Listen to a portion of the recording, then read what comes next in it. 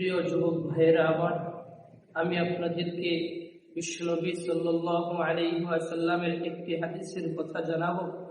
এত গুরুত্বপূর্ণ হাদিস যে বিশ্বনবী সাল্লাল্লাহু আলাইহি ওয়াসাল্লাম বলেন, কাল কিয়ামতের ময়দানে 7 শ্রেণীর লোকদেরকে আরশে আজিমের নিচে ছায়া দান করিবেন। এমন দিনে ছায়া দান করিবেন যেই দিন আরশের ছায়া ব্যতীত অন্য কোনো ছায়া থাকিবে না। সেই 7 শ্রেণীর লোক কারা হবে? 1 নম্বর, রাসূল আকরাম সাল্লাল্লাহু আলাইহি ওয়াসাল্লাম জানিয়েছেন, ইমামুন আদিলুন। 1 নম্বর, ন্যায়পরায়ণ বাদশা যে হবে, জাতির উপর, জনগণের উপর যে ব্যক্তি ন্যায় বিচার করবে, ন্যায়ের পক্ষে লড়াই করে যাবে, ন্যায়ের পক্ষে কথা বলবে, এমন ব্যক্তিকে কাল কিয়ামতের ময়দানে আরশে আজিমের নিচে রব্বে কারীম ছায়া দান করবেন। বলেন সুবহানাল্লাহ। 2 নম্বর, ওই ব্যক্তিকে আরশের নিচে ছায়া দান করিবেন। রাসূল আকরাম সাল্লাল্লাহু আলাইহি ওয়াসাল্লাম বলেন, ওয়াশাবুন নাশাআ ফি ইবাদাতি রাব্বিহ। ওই যুবক, যেই যুবকের যৌবনকাল রব্বে কারীমের ইবাদত বন্দেগীর ভিতরে কাটায়। 3 নম্বর, রব্বে কারীম এমন ব্যক্তিকে আরশের নিচে ছায়া দান করিবেন যে ব্যক্তি ওয়ারাজুলুন কলবুহু মুআল্লাকুন ফিল মসজিদ। ওই ব্যক্তি, যে ব্যক্তির অন্তর সর্বক্ষণিকভাবে সব সময় মসজিদের সাথে লেগে থাকে। মসজিদ কি অবস্থায় চলছে, কখন মসজিদে আজান হবে, কখন নামাজের সময় হবে, কখন সালাত আদায় করবে, এই চিন্তায় যারা চিন্তিত থাকে, এমন ব্যক্তিকেও রব্বে কারীম আরশের নিচে ছায়া দান করিবেন। 4 নম্বর, ওয়ারাজুলানি তাহাব্বা ফিল্লাহি ইজতামাআ আলাইহি ওয়া তাফাররাকা আলাইহি।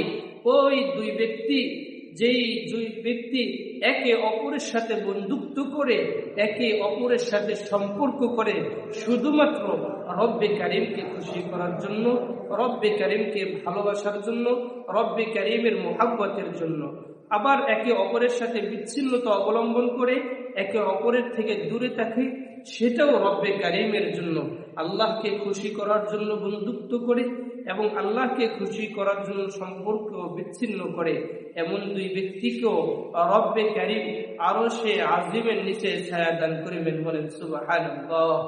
5 নম্বর, ওয়ারাজুলুন তালাবাতহু ইমরাআতুন ওয়ারাজুলুন তালাবাতহু ইমরাআতুন যাতু মানসুবিন ওয়া জামালিন ফাকালা ইন্নী আখাফুল্লাহ।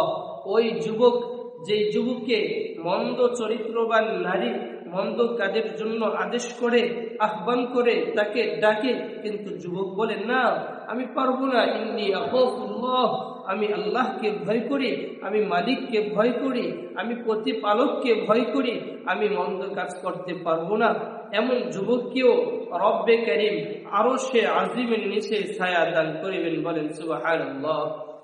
6 নম্বর, ওয়ারাজুলুন তাসাদ্দাকা আখফা হাত্তা লা তা'লামা শিমালুহু মা তুনফিকু ইয়ামিনুহু। ওই ব্যক্তি, যে ব্যক্তি এত গোপনে দান করে, এত গোপনে সদকা করে যে সে ডান হাত দিয়ে কি সদকা করেছে, কি দান করেছে, তার বাম হাতও টের পায় না। এত গোপনে যে ব্যক্তিগণ সদকা করিবে, রব্বে কারীম ওই ব্যক্তিদেরকে কাল কিয়ামতের ময়দানে কঠিন অবস্থায় আরশে আজিমের নিচে ছায়া দান করিবেন। বলেন সুবহানাল্লাহ। 7 নম্বর, ওয়ারাজুলুন যাকারাল্লাহ তাআলা খালিয়ান ফাফাদাত আইনাহু। ওই যুবক, যে যুবক এতটাই নির্জনে রব্বে কারীমকে স্মরণ করে, রব্বে কারীমের ইবাদত বন্দেগী করে, এমন যুবককে রব্বে কারীম আরশের নিচে ছায়া দান করিবেন।